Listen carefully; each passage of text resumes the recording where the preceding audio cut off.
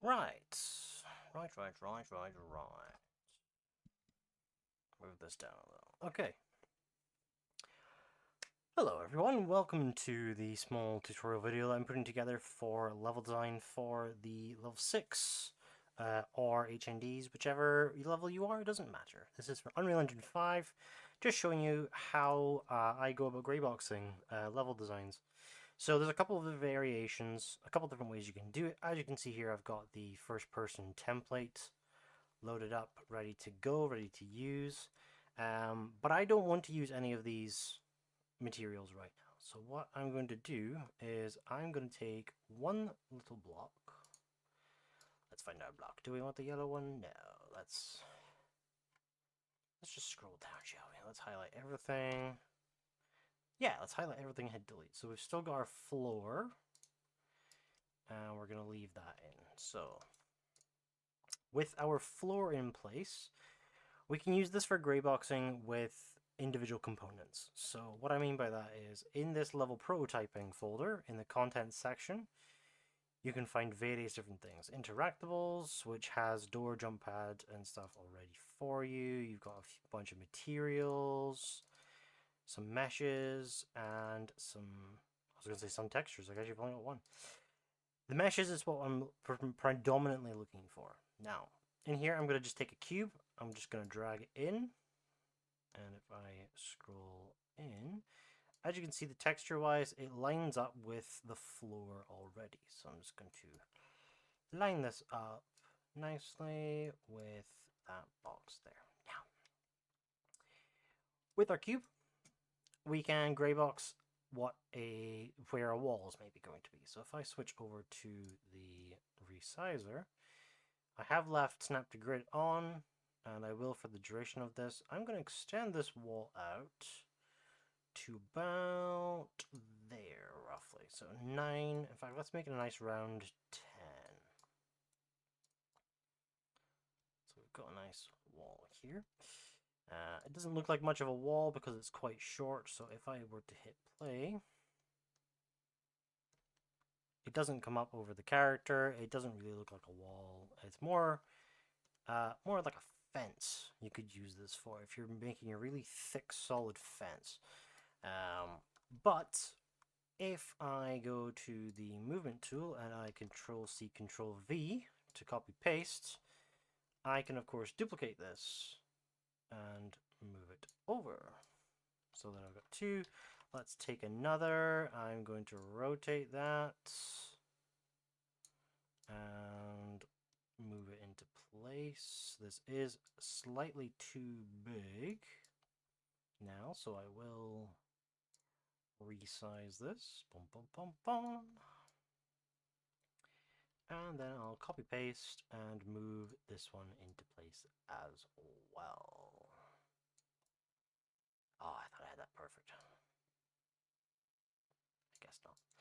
So we've got a kind of room, obviously no way into it just yet. So let's hold control and select both. I'm going to resize them and shrink them down to, this is where the Minecraft knowledge comes in. I'm going to shrink those down to 3 blocks over, so 4 blocks entirely. 1, 2, 3, 4, leaving a gap for 1 block doorway. I'm going to Control C, Control V, and move those into place. Now, if I hit play, I've got a vague sort of tiny little doorway with a very small room. Let's highlight all of those. I'm going to Control C, Control V. I'm going to copy those over. I'm going to do this here, and then I'm going to take another one. I'm going to rotate that ever so slightly and move this into place here, and then take that and put it over here. Just an example. So if I hit play, as you can see, I've now got 4 small kind of room layouts.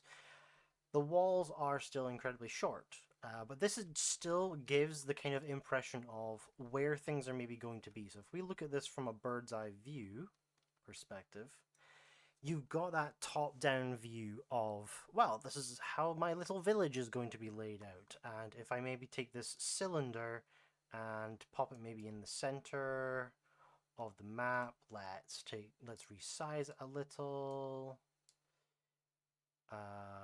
This will match up with my mock-up for my level because I have 4 houses that all surround the town, the village square, which has a well at the center of it.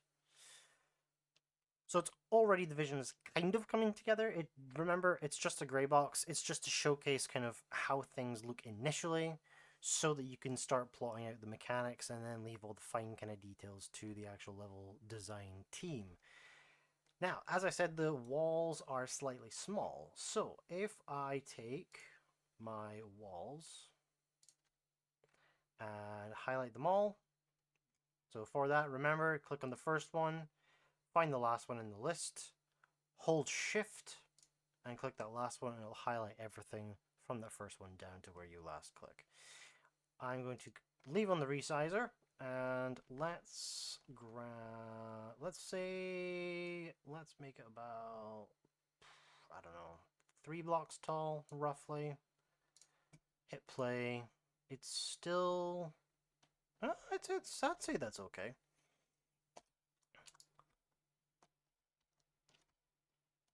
We've resized our walls, and what I'm going to do is I'm going to take just one more cube, pop it on top. Whoops. Apologies. Let me quickly reposition this. And from here, I will take this cube, I will resize it, I'll make it nice and small, and then just pop it to the corner, resize it ever so slightly. Oh, it's coming out this way, never mind then. I'll pop it to the other corner instead. Pop it here. And with your arrows coming off the sides, that is the direction that it will resize in. So if your arrow, as I showed already, if your arrow is coming off the edge of where you want the direction to go, remember to reposition, if that makes any sense. So I am, in fact, going to leave a little bit of a lip over the building. So let's reposition it slightly. And I will resize. Boom. And then resize this way as well. So there's a slight lip. So if I go back in, if I hit play and go back in, I can run up here. The doorway is quite tall, but we can just block that out by adding another cube in right here. Even resize the cube so that it's slightly smaller. And there we have a little house. It's not much of a house, it's more like a hut, but it paints a picture. Obviously in here you could add in maybe steps, going upstairs. You would have to reposition this kind of top layer, having multiple of them, even just to have the whole thing in. So let's move this now into place for here. Oops. I've gone slightly over. Boom, boom, boom. So that lip should be perfect. Yes. We'll take that. We will move it over. I will have to rotate this to 90 degrees, and then I will throw in position if my computer works. Apologies, by the way, if you can hear the fan of my PC. Much like the PCs in 405, my one also does not like running Unreal 5. And then we'll take that and position that here.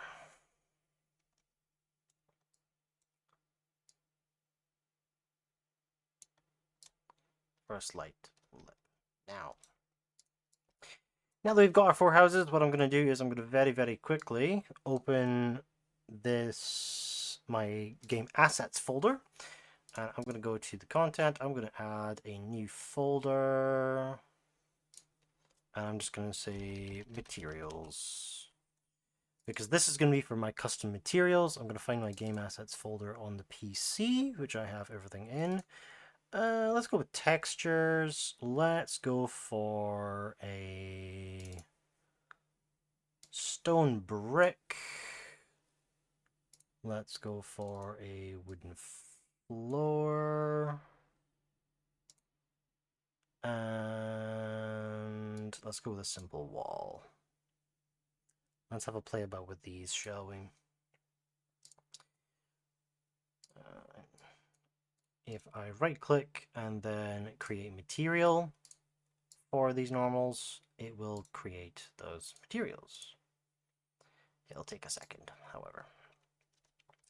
So I want to leave the floor as is, because if I were to apply a texture to the actual floor in the level, I'll give it a second for the shaders. If I applied a texture to the floor in the level, it would overwrite the current one and make the entire floor that particular texture. So if I take this wood tile mat and go plonk and give it a second, you know, it does look kind of nice, actually. If I were maybe recreating, say, Pacifilog Town from the Pokemon games, I'd maybe use this texture to do the wooden platforms that the water village kind of floats on.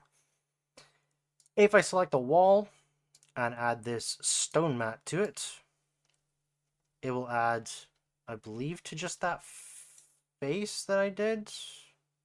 Hold on, I need to actually see inside. So to see inside, I could just hide the roof. Ah, see. Why have you done that?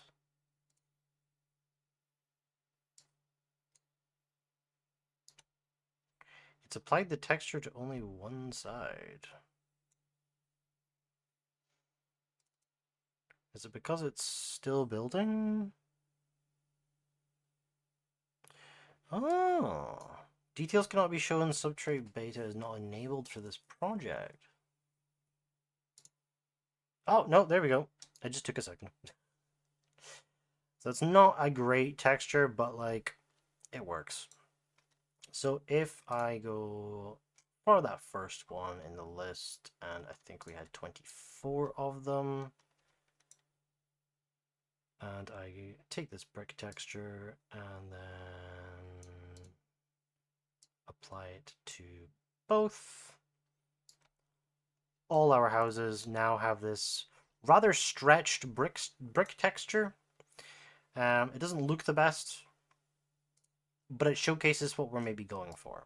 There are various ways of changing that, but we'll get into that a little later when we look at proper texturing, unless someone else looks at that with you. Now, I'm going to leave the roofs as they are, so what I'll do is I will hide the roofs for now, because what I want to do, let's see, shall I? No, I know what we'll do. So, we've got our 4 little houses here with our roofs available to us. Now, as you could see, when we were applying the textures, it applied it to the entire object when we were applying the material. For speed, for greyboxing, this isn't ideal. It can be if that's what you want to go for. Maybe you want to just leave it to the art department and the level designer to kind of properly put everything in place. It's up to yourself how you do it. This is not my preferred method, however. My preferred method, I'm going to show you side by side. I'm going to duplicate the floor and move it over so that I've got a nice solid floor. In fact, you know what, let's line it up, shall we? Let's build out our village. There we go. I'm very particular sometimes. Let's build out our village a bit. So for this next bit, I'm going to actually use geometry blocks. So in the geometry tab over on the place actors section, I'm going to go and find the box the box actor, and I'm just going to drag that in. In order to get the right size that I want, I could do multiple things. I could line it up with this wall. Now, as you can see, the geometry block comes in slightly bigger than a normal cube already. So I could line it up with this wall and then resize from there. Or in the content, if I go to first person, nope, if I go to characters, mannequins, and then rigs, I can actually pull in the mannequin of the player character. Utilizing these, I can resize the geometry cube to fit the size of the character. So I don't think I need to make too many changes to it. I will increase it just a tiny bit. And unlike the normal cubes, these will resize in both directions, up and down, left and right, that sort of thing. So the way that the arrow is pointing doesn't matter. I'm going to have it slightly in the ground. I feel like this is a good kind of height. Maybe it's not exact with this. You know what? Let's do up one more.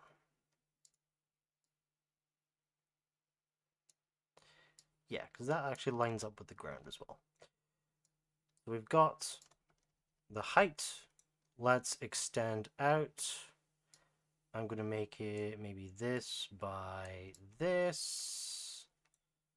Let's make it slightly wider. What size is it currently at? 4.25. Let's make it a nice round 5 by 4 at a 1.5 height. Perfect. So we've got our room. Obviously it doesn't have a door. And if we go with our camera inside it, it is a completely solid object. You know this because it gives you a view of everything else around. But that's exactly what I want, because I can take this block, I can have it highlighted. If I Control-C, Control-V, it will post a second, obviously, copy of it on top of itself.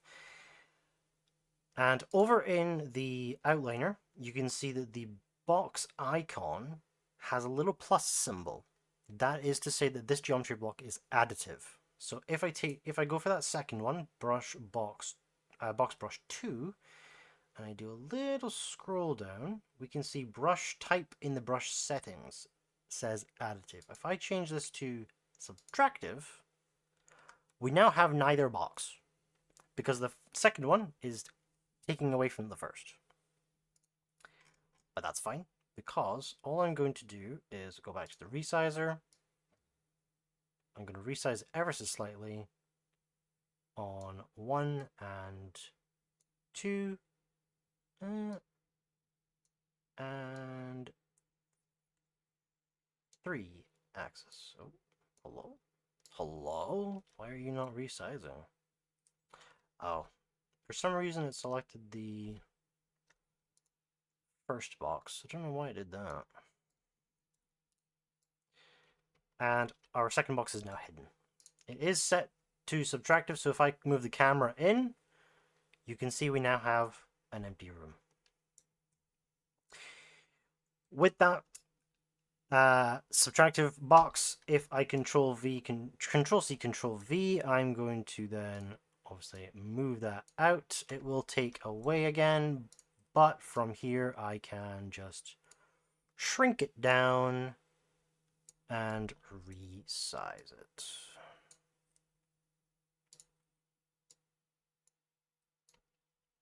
And then we'll just have to move it into position ever so slightly. There's a little bit of a lip there, which I don't much like.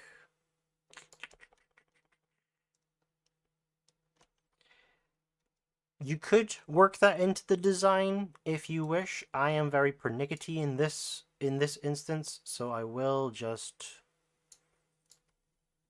I could shrink down again, but like, I don't think that's...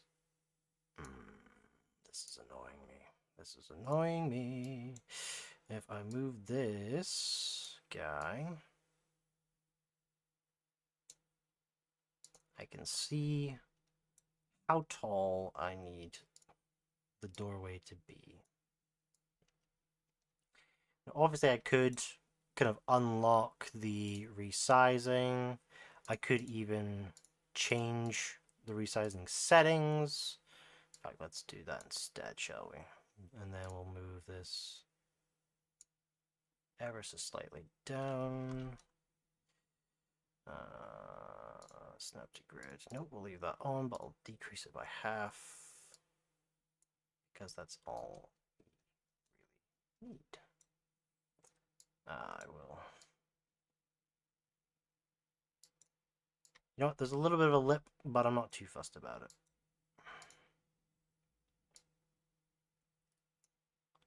Because maybe I want to have some steps going up into this room. So if I hit play, we've got our small village made of cubes. Why did I put it so far away? However, if I run all the way over... Oh. Well. Didn't make the doorway big enough, did I? Let's change this size of this again. Technical difficulties here, folks. And I will move this up again just so that we've got a little bit of maybe a step up into the house. Because I may very likely add on, oops, wrong direction, may add on maybe an entryway, a little doorway entry system for this house, rather than just have a solid kind of door here straight in. I don't have much room to jump. It is quite a small room. So in that case, one thing to keep in mind is your box brush that is in the subtractive will be smaller than your one in the additive. So if you want to have your room the size of 4x5, make that your negative and your additive be 4.25, 5.25, for example. So if I go for 4.23, 4.25, and oh no, we're talking about height here. Never mind. Hold on. Whoa, oops. That's not what I meant to do. 4x5. Where's everything gone? Hold on. Let me just Control V. Control Z, sorry. Height. Sorry. The Z axis. If you want it to be taller, let's go for 0.25 bigger. So let's go for 1.75. And then with our box brush negative, we're going to make that 1.5. As you can see, it's slightly clipping into the ground because it's resized it in both directions. And I can just line up. Also, by the way, if no one told me this before, but if this starts happening to you, it's because your textures are colliding. You've got two objects on the same level that have two different textures, and they're trying to overlap with one another. That is what that is. It's nothing to worry about. It just means you need to have one of them just like 0.1 slightly higher than the other, or 0.000001 even. It's totally up to you. What I'm going to do is I'm going to take these and I'm going to move them further down just so that it's a little quicker for me to get to. Hit play. And then we'll check it out. So I should find that the doorway is nice. I've got a fairly decent amount of space now for my head, so I can jump in the room, and I've got a little lip for maybe a skirting board or such going over maybe the carpet at the doorway entrance. So that is a room built with 3 geometry blocks as opposed to 1, 2, 3, 4, 5, 6, 7 cubes. So 3 versus 7. That is how I speed run builds. So if I Control C, Control V, let's build out our Although granted, there is 2 doorways for each of the actual cube ones. So we will add in a few more doors for these guys. And what I can do with that is, if on your subtractive block for the doorway, if you click on the edge of the doorway itself, it will highlight that subtractive block. Now, I will show you that again when it comes to the texturing side of things. If I Control C, Control V, and then just move this back, whoop, not at that speed, but at this speed, boom.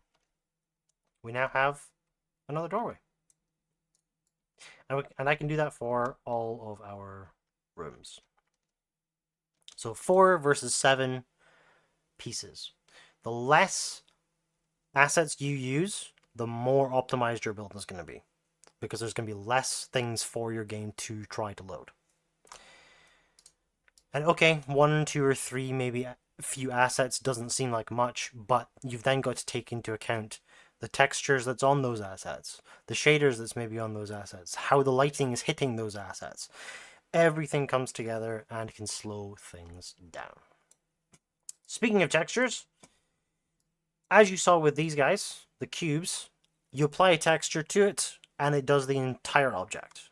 With geometry, if I click on this and I go to materials, let's add, boom, if I do that, it adds that brick, but it doesn't do the inside.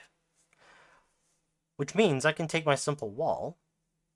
Oh my god, what on earth happened there?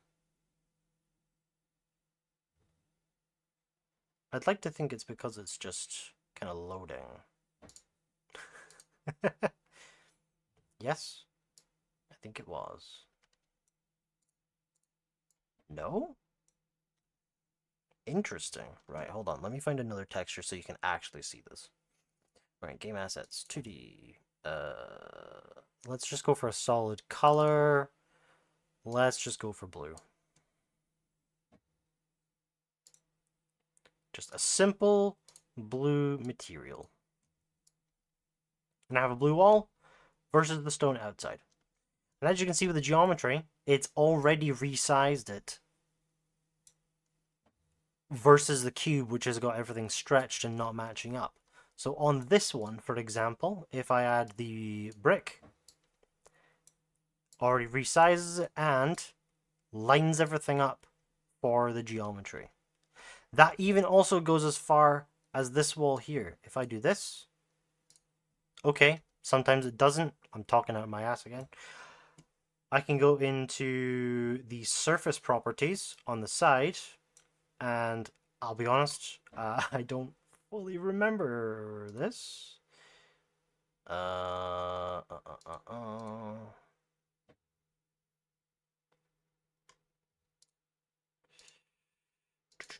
1.4, 1.4, 1.16. You can kind of just play about with it until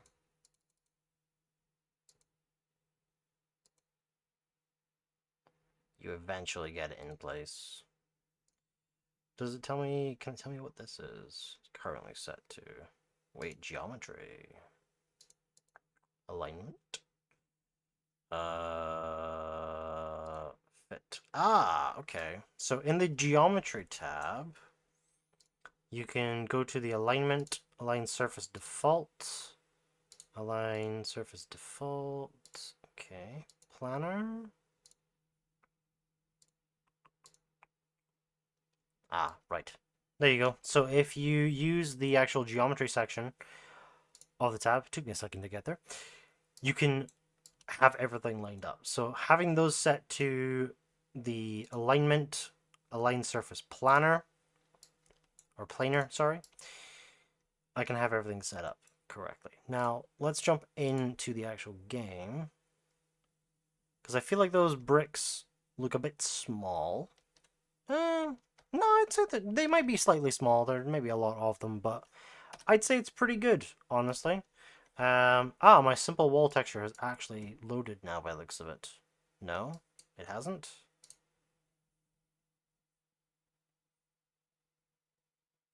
Why is it loaded here? Oh. Never mind.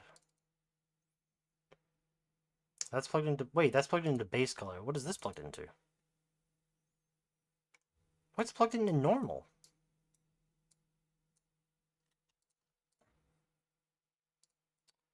Absolute dingus. Wait for changes to original material. There we go. Dear, dear, dear. Right. With these selected, you can select multiple at once because you're essentially painting by face at this point. So if I click on this wall and I hold Control, click this wall, I can do both at the same time. So I can go alignment. Let's go for planar wall. That's still a little much. Let's go planar. Nope. Let's go box. Nope. Let's go fit. There we go. So I can use fit because, and this is just me going off the top of my head, because the texture itself is set to be just the 3 colors taking up the whole image. So let's do this for the rest of the wall. Let's click, click, and then surface fit.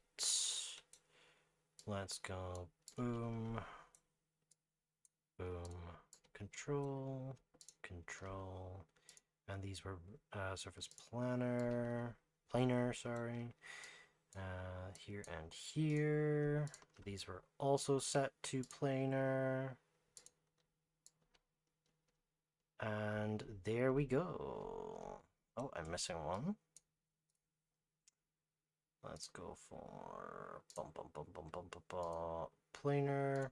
And as you can see, because we are using a actual geometry cube rather than utilizing the floor underneath, I can set a brand new texture for this floor. So if I go and find a new material, let's go textures. I'm gonna grab, let's see. Where is it? Ah, I'm gonna grab this floor tile. As you can see by the thumbnail, it doesn't look like anything other than a gray box. Now, but what this actually has, if I open it, is a little border around it with a darker gray. If I create the material for that, click on the floor and then apply it, it does it like this. I have previously used this for roofs in the past, and in fact, I'm going to do the same in here. It is quite big, however, so let's control click. And just to showcase, if I go alignment and then surface fit, it will put the entire actual texture on the whole section. However, if I go to default and then go to surface properties, nope, not surface properties, never mind. How was it done again? Planar floor. Ah, planar floor, that's the one. Box. So planar floor and planar box and align surface box both work together. The surface properties is more just kind of used to move the texture appropriately. So if I wanted to maybe line things up, maybe I had a texture that's actually kind of fit for the shape that I wanted when it's boxed, I could utilize these to line them up properly. So, hitting play, we've got our cube ones made up of 7 cubes and fairly mediocre textures, whereas over here we've got our actual house with proper textures lined up correctly. And those are 2 different variations of how you can do greyboxing in game. Now, obviously, it doesn't have to be a textured to any of this extent. It can literally just be like these guys without any texture at all. It's more just to showcase how the level is going to be progressed through, where everything's going to be, and so on. It doesn't have to be to a textured degree. But it is totally up to yourself how you do it. Just remember, greyboxing is not the final product. It is more just for prototyping and testing than anything else. I hope this has been helpful, and I will see you in the next video tutorial. Have a good one.